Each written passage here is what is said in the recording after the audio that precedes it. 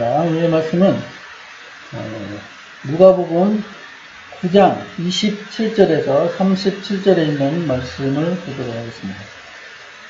누가복음 9장 27절에서 37절에 있는 말씀을 통독해 드리겠습니다. 27절. 내가 참으로 너희에게 이르노니 여기 서 있는 사람 중에 죽기 전에 하나님의 나라를 볼지 않을 또 있느니라. 이 말씀을 하신 후 하루쯤 되어 예수께서 베드로와 요한과 야고보를 데리고 기도하시러 산에 올라가사 기도하실 때에 용모가 변화되고 그 옷이 휘어져 강수가 나더라. 문득 두 사람이 예수와 함께 말하니 이는 모세와 엘리야라. 영광 중에 나타나서 장차 예수께서 예루살렘에서 결세하실 것을 말할 때 베드로와 및 함께 있는 자들이 깊이 졸다가 온전히 깨어나 예수의 영광과 및 함께 선 두 사람을 보더니 두 사람이 떠날 때에 베드로가 예수께 여짜오되 주여 우리가 여기 있는 것이 좋사오니 우리가 수막을 짓되 수막 셋을 짓되 하나는 주를 위하여 하나는 모세를 위하여 하나는 엘리야를 위하여 하사이다 하되 거기가 하는 말을 자기도 알지 못하더라. 이 말 할 즈음에 구름이 와서 그들을 덮는지라. 구름 속으로 들어갈 때에 그들이 무서워하더니 구름 속에서 소리가 나서 이르되 이는 나의 아들 곧 택함을 받은 자니 너희는 그의 말을 들으라 하고 소리가 그치매 오직 예수만 보이더라. 제자들이 잠잠하여 그 본 것을 무엇이든지 그때에는 아무에게도 이르지 아니하니라. 이튿날 산에서 내려오시니 큰 무리가 나길세. 37절까지 갔습니다. 우리 기도하고 하나님 말씀을 같이 상고해 보도록 하겠습니다. 하나님 아버지 감사합니다. 주님의 날입니다. 우리를 받아주시고 하나님 주의를 지킴으로 주님께서 천년왕국의 왕 되심과 주인 되심을 우리가 믿고 또한 인정하는 그런 삶이 되는 줄로 믿습니다. 주의 성령께서 이 시간도 우리의 마음을 열어서 하나님의 말씀을 밝히 깨닫고 주님의 뜻을 밝히 알아서 주님 뜻대로 살 수 있는 저희들 되도록 인도하여 주옵소서. 예수님의 이름으로 기도합니다. 오늘은 변화산의 사건으로 변화산에서 그 용모가 변화되신 예수님의 그 메시지를 우리 같이 보도록 하겠습니다. 먼저 이 변화산의 사건은 예수님께서 이 땅에 오셔서 천년왕국을 이루시고 천년왕국에서 왕 되실 것을 우리에게 보여주시는 내용입니다. 예수님께서 이 세상이 변해서 천년왕국이 될 것을 말씀하신 내용들은 성경에 많이 나와 있습니다. 그래서 예수님의 말씀을 들을 줄 알아야 돼요. 요한복음 8장 43절에 보면은 어찌하여 내 말을 깨닫지 못하느냐. 이건 내 말을 들을 줄 알지 못함이로다. 이렇게 예수님께서 말씀하셨습니다. 주님의 말씀을 잘 들을 줄 알아야 돼요. 자, 그래서 예수님의 말씀을 잘 들으면 천년왕국이 있다는 것을 우리가 알 수가 있습니다. 천년왕국에 대해서 크게 예수님은 세 가지로 우리에게 말씀하셨는데, 첫째는 오늘의 본문의 변화산의 용모가 변화되신 사건입니다. 이것은 바로 인자가 왕권을 가지고 오는 것을 볼 자들도 있느니라. 이렇게 말씀하시고 변화산에서의 그 용모가 변화되셨습니다. 오늘 그 27절의 본문에도 여기 섰는 사람 중에 죽기 전에 하나님의 나라를 볼 자들도 있다고 예수님께서 말씀했습니다. 바로 하나님 나라를 보는 자들이, 그 사람들은 왕권을 가지고 오시는 예수님을 본다는 거죠. 이것은 바로 천년왕국을 가리키는 것입니다. 두 번째는 바로 예루살렘 입성입니다. 이것은 주의 이름으로 오시는 이여라고 예수님을 향해서 그들은 찬양을 했습니다. 세 번째는 문화비유에서입니다. 문화비유에서 예수님께서 나의 왕됨을 원치 않는 저 원수들을 끌어다가 내 앞에 죽이라고 했어요. 예수님께서 죽이라고 말씀하신 경우는 딱 한 번 있습니다. 예수님의 왕권을 부인하는 자들은 예수님께서 멸하시겠다는 그런 내용입니다. 바로 예수님의 왕되심, 그 왕되심은 바로 천년왕국에서 이루어지는 것입니다. 우리가 영원천국, 새하늘과 새 땅, 새 예루살렘은 하나님 아버지가 계시고 그 우편에 예수님이 계십니다. 하나님 아버지께서 다스리시는 곳이고 바로 이 땅에서 이루어지는 천년왕국은 예수님께서 왕이 되시고 예수님께서 왕 되시면 바로 하나님 아버지께서 주신 영광인 것입니다. 우리가 잘 알고 있는 계시록 11장 15절에도 보면 세상 나라가 우리 주와 그의 그리스도의 나라가 되어 그가 세세토록 왕으로 다신다고 했습니다. 이 세상 나라가 변해서 천년왕국이 됩니다. 에덴 동산의 회복입니다. 이사야서 58장 13절에도 보면 안식일을 지키는 자를 높은 곳에, 땅의 높은 곳에 올려주시겠다고 했습니다. 바로 이 안식일은 예수님께서 직접 안식일의 주인이 예수님이라고 말씀해 주셨습니다. 이 안식일은 하나님께서 가장 먼저 우리 인간에게 주신 명령이에요. 창조 명령이에요. 창조하시고 나서 제7일에 쉬시고 안식일을 지키라고 우리에게 말씀하십니다.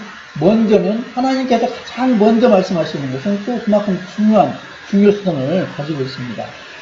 이 창조할 때부터 하나님께서는 이미 안식은 바로 천년왕국을 가리키는 것입니다. 안식일은 안식년으로 되고 안식년에서 희년으로 되고 희년에서 주일로 되고 주일의 주인 되신 예수님이시고 주일은 다시 천년왕국으로 이루어지는, 그래서 우리에게 안식이 주어지는 그것입니다. 그래서 안식일을 지키는 자가 바로 천년왕국에 들어간다는 것입니다.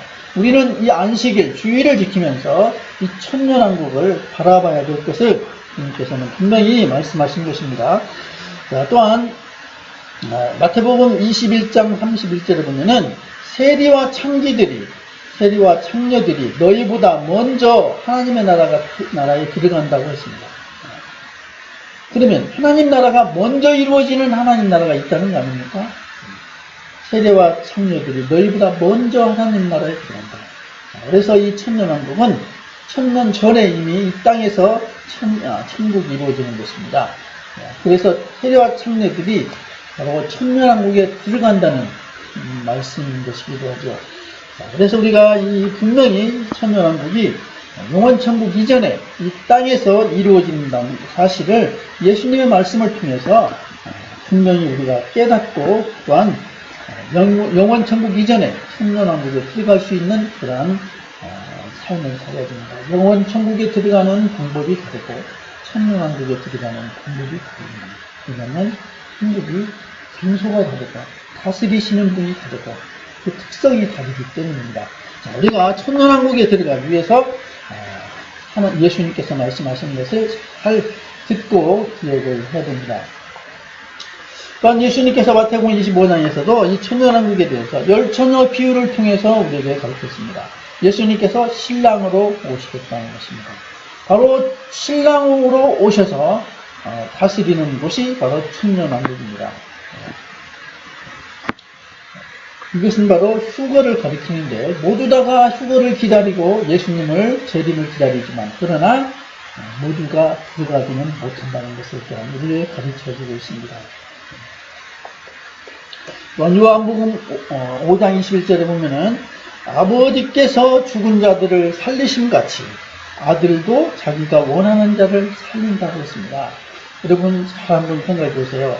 하나님 아버지께서 죽은 자를 살리시는 때가 있고 아들이신 예수님께서 자기의 원하는 자를 살리시는 때가 있다는 것입니다. 이것은 두 번의 사건을 가리키고 있는 것입니다. 이것이 한 번의 사건이라면 굳이 예수님께서 이 말씀을 하실 필요가 없는 거죠. 아버지께서 죽은 자를 살리심 같이 이것은 바로 영원천국에 가는 새하늘과 새 땅을 이루어지는 바로 힘보다 심판을 통해서 이루어지는 영원천국을 가리키는 것이고 아들도 자기의 원하는 자를 살린다는 것은 영원천국 이전에 바로 천년왕국에 들어가는 자를 미리 살린다는 것입니다. 이 말씀은 또한 데살로니가후서 4장 16절에 17절에 나오는 공중에 예수님께서 오셔서 데리고 오는 자들이 있고 또한 살아있는 자들을 공중으로 끌어올리는 그런 사건을 말씀하였는데, 바로 이 사건, 예수님께서 공중 재림하는 이 사건이 바로 천년왕국을 이루는 사건의 시작인 것입니다. 요한복음 5장 25절에 보면은 죽은 자들이 하나님의 아들의 음성을 들을 때가 오나니 곧 이때라. 듣는 자는 살아난다고 말씀하고 있습니다. 이때가 언제겠습니까? 죽은 자들이 하나님의 아들의 음성을 들을 때가 온다고 했습니다. 그래서 데살로니가 전서 4장 14절에 보면은 주 안에서 예수 안에서 죽은 자들이 주 안에서 자는 자들을 예수님께서 데리고 오신다고 그랬습니다. 공중 데리고.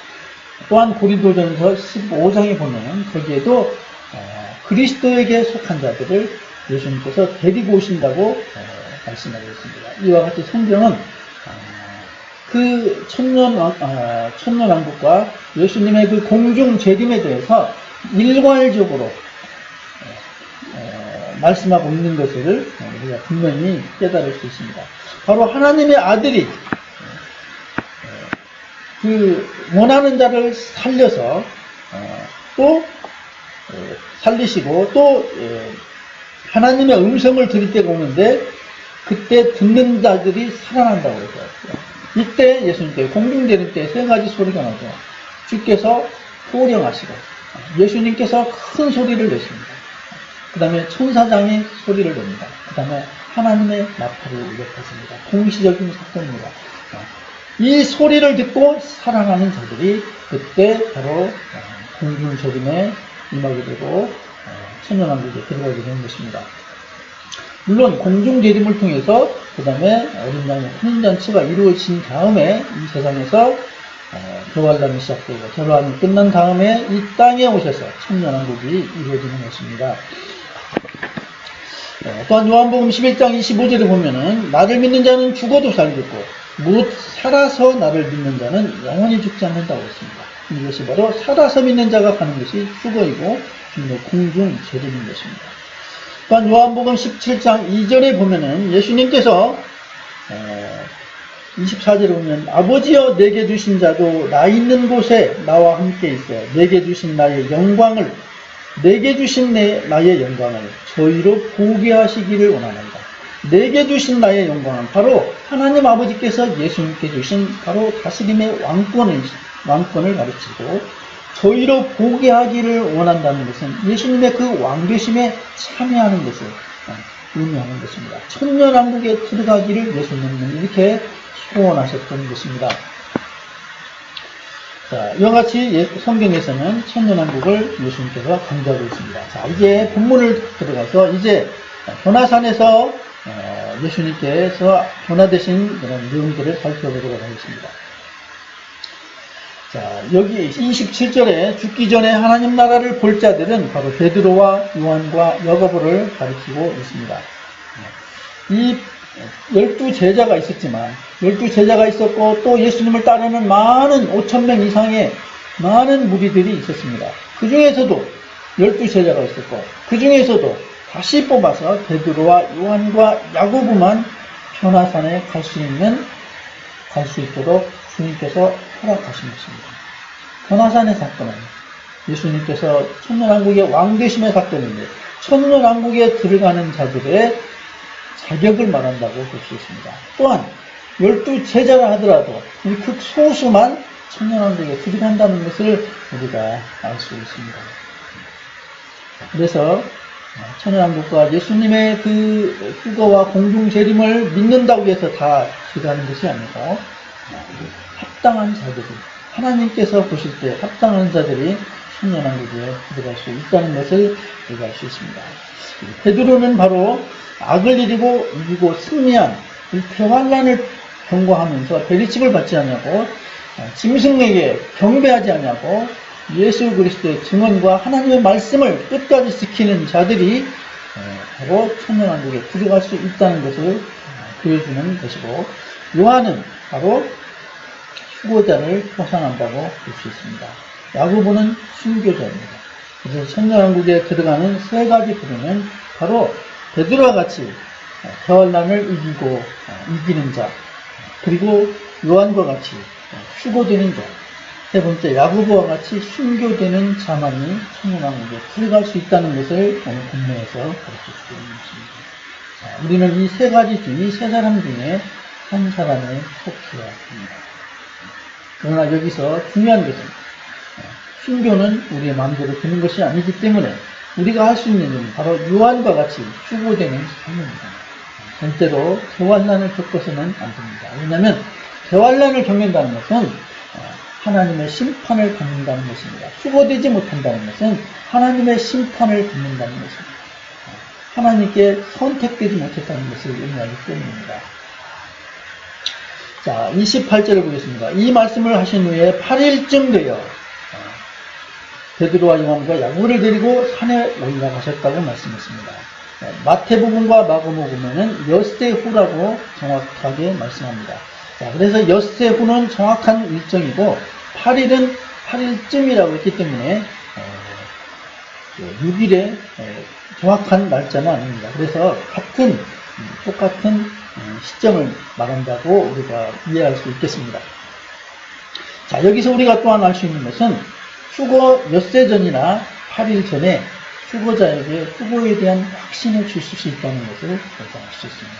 왜냐하면 변화산에서 수고되는, 변화산에서 용모가 변화되시는 이 모습 6일과 8일 전에, 6일이나 8일 전에 제자들에게 이 사건을 이미 말씀했기 때문입니다.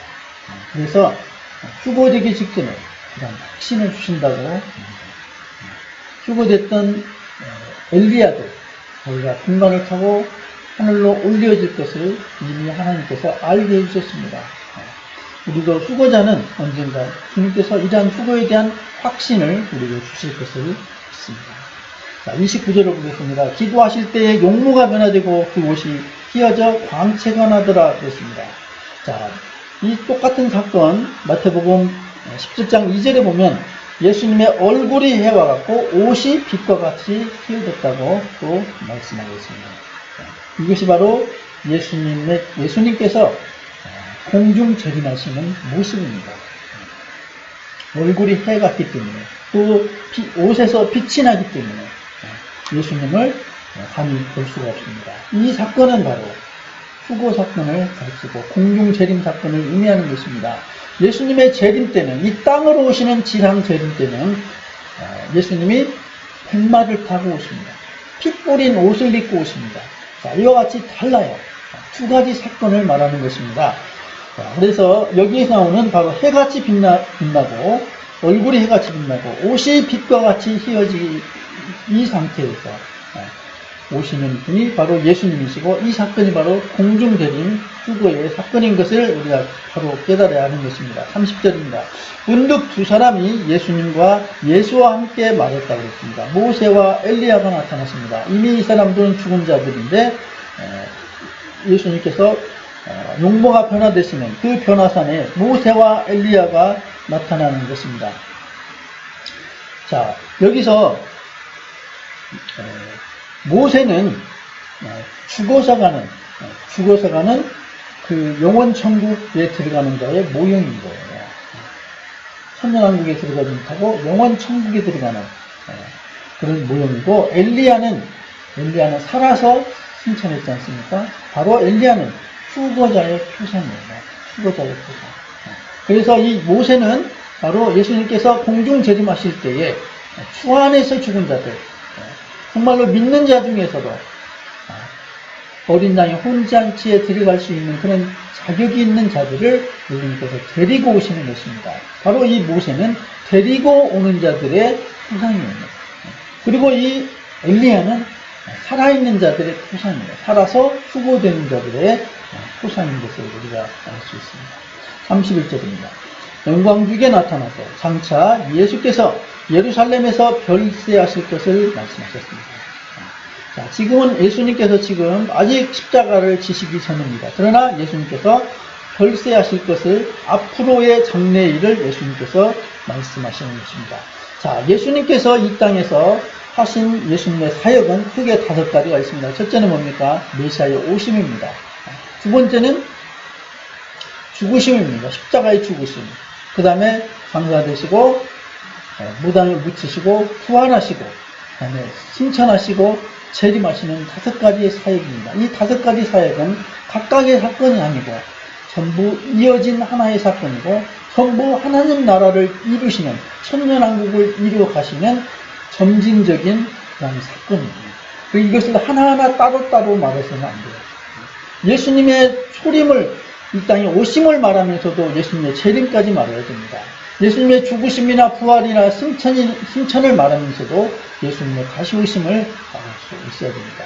자, 구약에 있어서 유대인에게 주신 하나님께서 주신 7가지 절기가 있어요.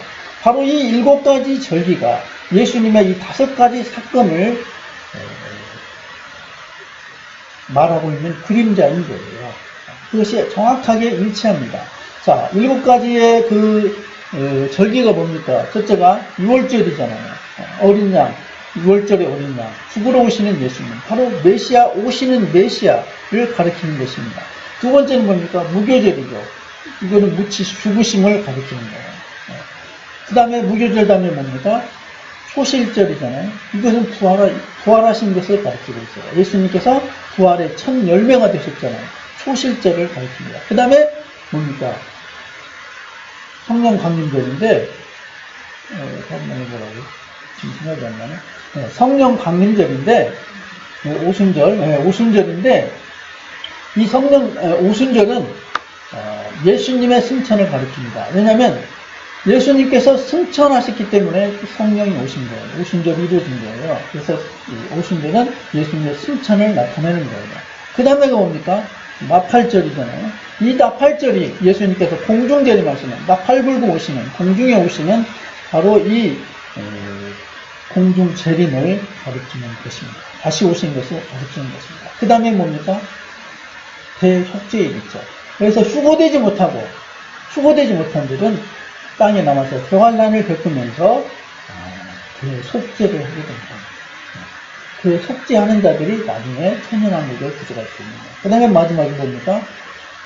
초막절이죠. 천막절. 이것은 곧 천년왕국을 가리키는 것입니다. 이 땅에 천년왕국이 이루어지는 것을 가리키고 있습니다. 자, 이와 같이 구약과 신약 모든 것이 다 예수님의 그 하나의 사역을 가리키고 똑같이 동일선상에 있는 또 똑같이 진행 과정에 있는 이런 예수님의 사역을 나타내고 있는 것입니다. 이제 남은 것은 예수님의 재림밖에 없습니다. 이 재림은 바로 공중재림으로 이루어지게 되는 것입니다. 공중재림으로 끝나게 되는 거예요. 예수님이 지상에 오셔가지고 아멘 주에서 오시옵소서는 아닙니다. 공중으로 오시고 예수님의 사역이 5가지 사역이 끝나면서 천년왕국이 이루어지는 것입니다. 실제로 공중에 오셔서 거기서 어린 양의 혼인잔치가 끝나고 다시 이 땅에 오셔서 천년왕국이 이루어지는데 이때는 바로 이제 예수님께서 그때는 백마 타고 핏뿌린 옷을 입고 지상에 재림하시는 거예요. 지상에 재림하실 때는 믿는 사람이 하나도 남아있지 않습니다. 그에 대한 구체적인 내용은 다음에 이야기를 하겠습니다. 자, 그 다음에 예수님께서 별세하실 것을 가르쳤다고 하는 것은 뭐냐면 이와 같이 예수님의 전체적인 이 5가지 사역을 하나로 보라는 얘기입니다. 제자들은 바로 이 별세하실 것을 예수님께서 이전에도 제자들에게 많이 말씀했지만 제자들은 묻기도 두려워하더라 했습니다. 믿지를 못했습니다. 32절 베드로와 함께 있던 자들이 고나여 졸다가 아주 깼다고 그랬는데 그리고 예수의 영광을 봤다고 그랬습니다. 바로 예수님께서 공중재림에 오신 그 영광은 바로 마태복음 16장 21절에 보면 인자가 아버지의 영광으로 온다고 그랬어요. 어마어마한 영광입니다. 하나님 아버지의 영광으로 예수님께서 오신다고 그랬어요. 그리고 그 천사들과 함께 온다고 했습니다. 바로 아버지의 영광과 천사들과 함께 오는 사건이 공중재림인 것입니다. 마가복음 8장 36절에도 똑같은 말씀이 있습니다. 인자도 아버지의 영광으로 거룩한 천사들과 함께 올 때 이 사람을 부끄러워하리라. 너희가 내 말을 부끄러워하면 인자는 그때 부끄러워하리라. 예수님을 부끄러워하지 하면서 복음을 전하지 못하는 자들은 수고되지 못한다는 그런 말씀입니다. 33절에 보면 두 사람이 떠날 때 베드로가 예수님께 물었습니다. 그러면서 초막 셋을 짓고 예수님을 위해서, 모세를 위해서, 엘리야를 위해서 지치라고 했습니다. 이 사건을 보면서 이 베드로는 엄청난 그 아버지의 영광을 본 거예요. 예수님을 통해서 예수님을 보면서 하나님 아버지의 영광을 본 겁니다. 그래서 베드로도 자기가 무슨 말을 하는지는 모를 정도로 이렇게 너무나 엄청난 사건을 본 것이고, 그리고 34절에 이어서 그들이 무서워했다고 했습니다. 34절에 보면은 구름이 와서 그들을 덮는지라 구름 속으로 들어간다고 하였습니다. 바로 이 예수님의 재림 사건은 구름과 많은 관계성이 있습니다. 자, 이 얘기는 조금 이따 다시 하겠습니다. 자, 35절에 보면 구름 속에서 소리가 나서 이르되 이는 나의 아들 곧 택함을 받은 자니 너희는 그의 말을 들으라 하고 소리가 그치며 오직 예수만 보이더라. 오직 예수만 보이더라. 바로 오직 예수님만 보이는 삶이 수고자의 삶입니다. 세상에다 한 발, 또 예수님께 한 발, 이러한 삶은 주님은 용납하지 않으십니다. 예수님 우리를 위해서 100%를 주셨기 때문에 주님을 위해서 100%를 용납하십니다. 세상과 멀어지고 세상적인 가치관에서 떠나야 돼요. 세상 사람들이 사는 방식에서 떠나야 돼요. 참으로 오직 예수님만 보이고 예수님만 향하는 이러한 삶이 바로 수고자의 삶이고 천년왕 국에 들어갈 수 있는 자의 삶입니다. 그래서 제자들이 그때 본 것을 아무에게도 말을 못했다고 했어요. 너무나 엄청난 사건입니다. 그런데 베드로가 나중에 베드로후서 1장 16절에 그때 상황을 회상하면서 그 엄청난 사건을 이야기를 하고 있습니다. 바로 그러면서 그 사건은 바로 예수 그리스도의 재림이다라고, 재림의 사건이다라고 베드로가 증언하고 있습니다. 다시 말해서 이 변화사의 사건은 예수님의 오심, 곧 공중 재림에 대한 말씀이라는 것입니다. 자, 그러면서 베드로는 뭐라고 했냐면 베드로후서 1장 19절에 보면 먼저 날이 새야 된다고 했어요. 날이 새야 된다. 이 말은 바로 종말의 시간이 가까워져야 된다는 것입니다. 바로 우리는 이미 종말의 시간이 이미 다 기어가고 있는 이 시점에 우리가 살고 있다는 것을 기억해야 됩니다. 두 번째는 샛별이 너희 마음에 떠오르기까지 너희가 이것을 주의하라고 했습니다. 샛별은 바로 계시록 21장 16절에 보면은 샛별은 예수님을 가리킵니다. 바로 오직 예수밖에 보이지 않았던 것처럼 오직 예수님으로 충만하고 오직 예수님 한 분으로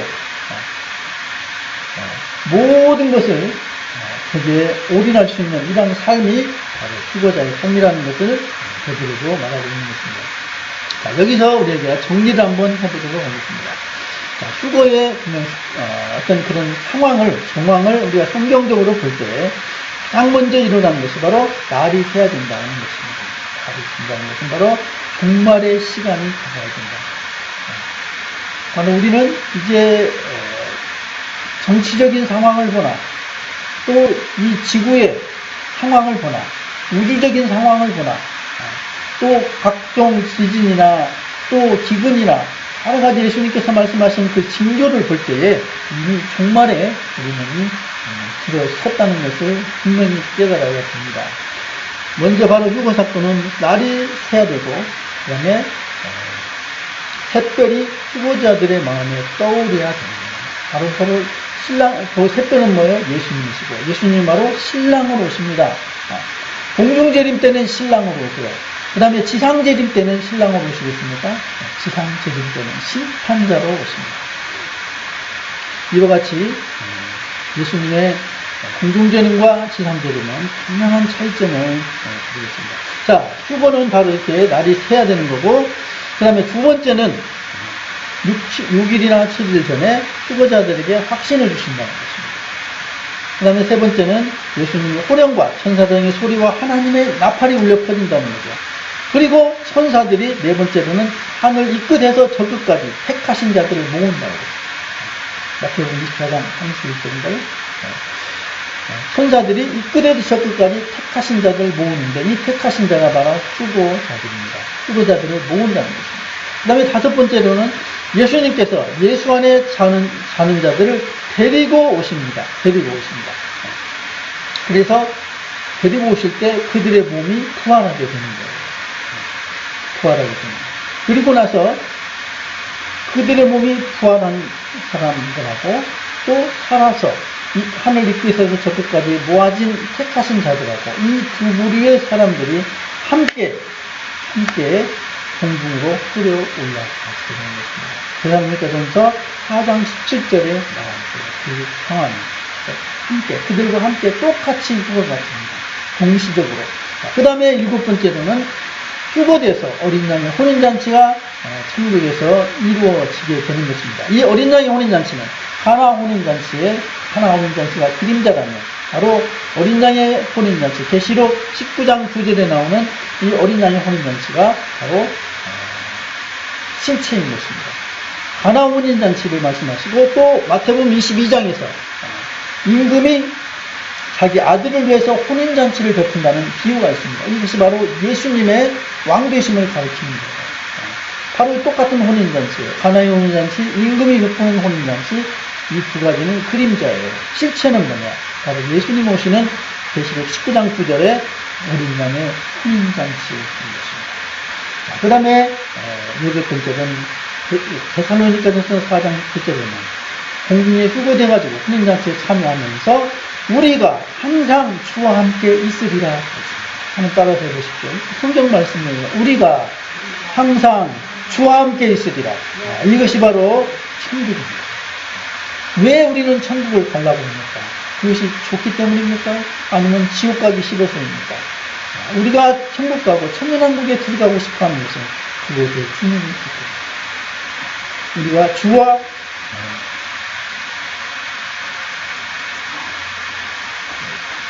데살로니가전서 4장 17절에 우리가 항상 주와 함께 있으리라. 데살로니가전서 4장 17절을 같이 한번 읽고 마치겠습니다.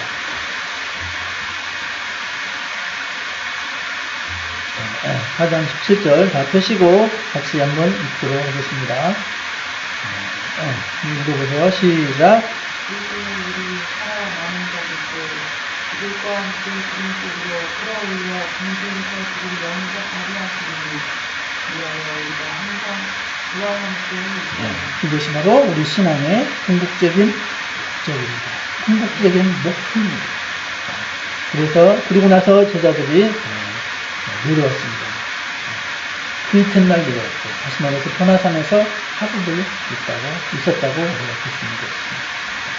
베드로후서 3장 8절에 보면은 사랑하는 자가 죽게는 하루가 천년 같고 천년이 하루 같다고 그랬습니다. 바로 이 세 제자들은 천년왕국의 천년을 이미 하루 동안에 경험한 것입니다.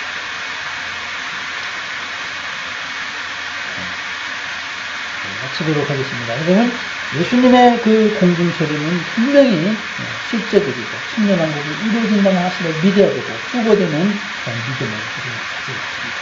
예수님은 분명하게 이렇게 자세하게 이보다도 더 자세하게 어떻게 말할 수 있겠습니까? 분명하게 예수님께서 말씀하셨는데 후보자의 그냥 신앙을 가지고 믿음의 신앙을 가지고 영접하는 후보되는 여러분이 되시기를 저와 여러분이 되기를 소망합니다. 기도합시다. 하나님 아버지 감사합니다.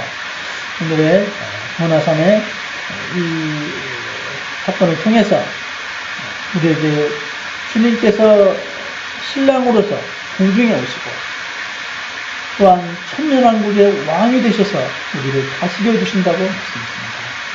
이 사건을 우리에게 가르쳐주고 있습니다. 또한 주님께서도 주님의 그 왕되심을 보게 하기를 원한다고 주께서는 기도하셨습니다. 그여 주님의 그 원하심을 따라서 우리도 참으로 주님과 함께하기 원합니다. 주님 편에 서기 원합니다. 후원되는 신앙을 갖기 원합니다. 우리를 바로 세워 주시옵소서. 오직 예수로, 오직 예수 한 분만으로 한번 세상을 발을 들이지 않냐고 참으로 오직 예수께 전념하고 예수님만 따라가는 우리를 다 되도록 인도하여 주옵소서. 예수님 이름으로 기도합니다.